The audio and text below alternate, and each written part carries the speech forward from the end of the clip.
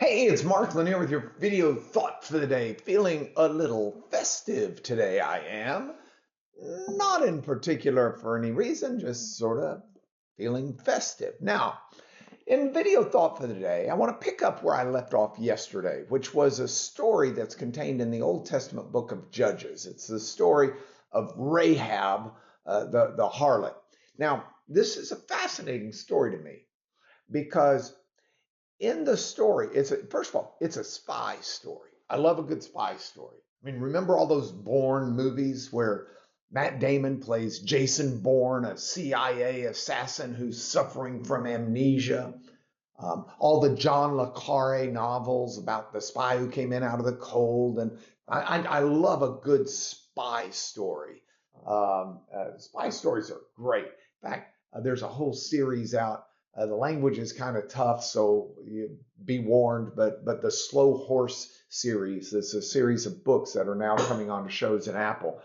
I just love spy stuff. So here's this spy story that grabs your attention right there in Joshua and at the start. And the spies have been sent to spy out not just the land, but especially Jericho. And they get to Jericho and they go into the house of Rahab the harlot. And that's what I talked about yesterday. Now, here's the wild part. The jig is up. They get found out.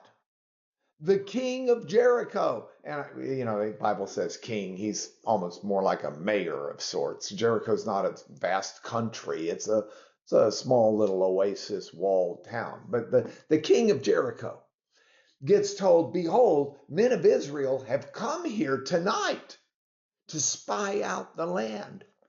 And the king finds out they went to Rahab, the harlot's house. So the king sends to Rahab and says, bring the men out who came to you, who came into your house. They're actually spies.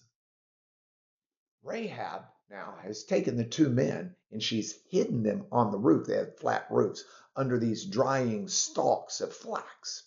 So she's got the men and she lies to the king. She says, hey, you're right. Story's right. Those men came into my house, but I didn't know where they were from. This is a house of prostitution. I service men. They came in, and when the gate was about to be closed, they left. And I don't know where they went, but you better hurry. Are you going to miss them? So the soldiers go running off. Now, that's the background of this story. But what's interesting to me is in this spy movie, the spies are almost secondary characters.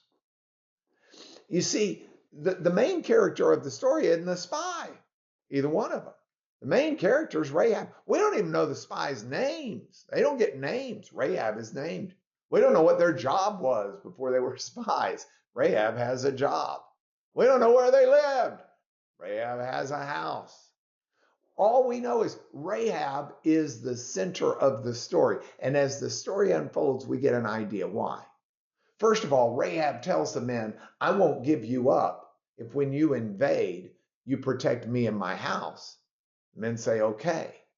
Now, the men had been told, all of Israel had been told, you don't cut deals with Canaanites. God said that very clearly in Deuteronomy. But they're cutting a deal anyway.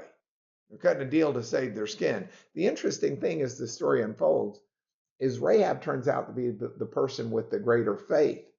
In a sense, she may be a Canaanite, but she is a follower of Yahweh. She says, look, it's clear that God is with you. It is clear that your God is the God. And she is saying these things that sound like Moses talking about God. And it's fascinating because as a result, the men are saved. The invasion goes forward. The spying worked. And Rahab and all of her family are not only saved, but are held up as pillars of faith, even into the New Testament. In the Christian church, as they're recognized, Rahab is recognized in that Hall of Fame of Hebrews people of faith. What does this mean? It means I don't know where you are and I don't know what you're doing today, but we need to proclaim the power, the might, and the faithfulness of God. We can do that anywhere and everywhere because it is true and he is worthy of being proclaimed. So proclaim the greatness of God today to someone somewhere and I've made this your video thought for today.